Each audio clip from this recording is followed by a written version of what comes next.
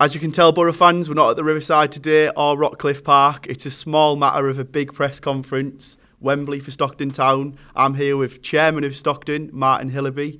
Martin, I spoke to you after the semi-finals and you were in a bit of disbelief. Has it sunk in yet that you're going to Wembley with Stockton?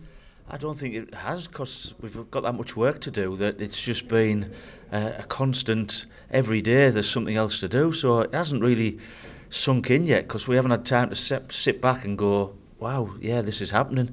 We went to Wembley 2 weeks ago for a planning meeting, and obviously that raised our eyes a bit when we walked out the tunnel and sat in the FA boardroom.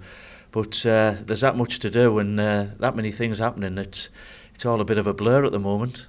Yeah, and when I spoke to you after the game, you were quite emotional. There was tears in your eyes. Can you just tell us what it means to the people of Stockton? I think, I mean, I grew up, I went to a couple of games at the old Victoria ground with my dad in the early 70s. And then I grew up as a Borough fan, as we all do, and wondered why a town the size of Stockton never had a football club. And you speak to all the guys of my generation, they were all the same, and there's been a few attempts at getting a football club up and running, and for whatever reason it's not quite happened, or they've changed the name. But now we've got a football club in the town that we can be proud of, so it's happened not by chance, it's been by careful planning. But did we ever think we could reach this level so quickly? Never in a month of Sundays, so it's all a bit of a shock and a bit of a bonus, really, yeah. So for those who don't really know about Stockton's journey, it's been pretty decent over the past few years. Can you tell us a bit about where Stockton have came from? Yeah, so we started off in the Teesside League Second Division with my old under-18s team. We thought we'd give senior football a go. We wondered why all our players were going elsewhere, and we wanted to try to keep them within the club, so we went into the Teesside League.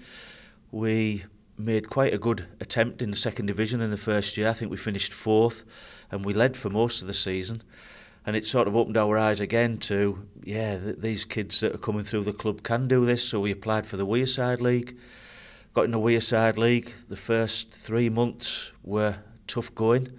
We were 3rd bottom at Christmas, finished 10th. The next season finished 3rd. The next 4 years after that we won it. We won numerous cups, and we've just built it with the juniors that have come through the club and Stockton lads. And that's the remarkable achievement, really, that the way it's been done on a fairly small budget with local homegrown people, you know. We had a number of disappointments along the way with regards to ground development, but we moved into the new facility 2 years ago, and I think that's when we've really come to everybody's prominence. Winning the Wearside League year after year never really did it for us, but moving into the new ground and then the progress that's been quite remarkable since is what's opened everybody's eyes to what's happening at Stockton Town, you know. So yeah, remarkable progress and quite a journey, lots of highs and lows, and yeah, here we are today. Yeah, you talk about highs, it's a matter of the FA Vase now. Was that ever something that you planned to go to the final at the start of the season? Absolutely not. You know, it's never, as I said it after the semi-final, never entered our psyche at all. We went on the first team players trip away last year to Dublin, and on the Sunday we sat in a pub all feeling terribly hungover, just watching South Shields in the Vase final, and not one comment was ever, oh, we'll get there one day, or it was, wow, look at that, how good's that, you know. South Shields following Morpeth, following all the other Northern League clubs that had been there, and all of a sudden it's us, and we're sat here pinching ourselves and wondering. So from 12 months ago, again, we were sat there, like I say, in Dublin, watching it on the TV, never even discussed we could get there one day. It'd just be, oh, let's have a good cup Vase run again. And that's and that's what we've had. Yeah, you mentioned that Northern League clubs have pretty much dominated this competition. What is it about the Northern League that's doing so well? Difficult. Obviously, there's a lot of history and a lot of debate that goes on in non-league football with regards to why Stockton, the Northern League, has been so dominant.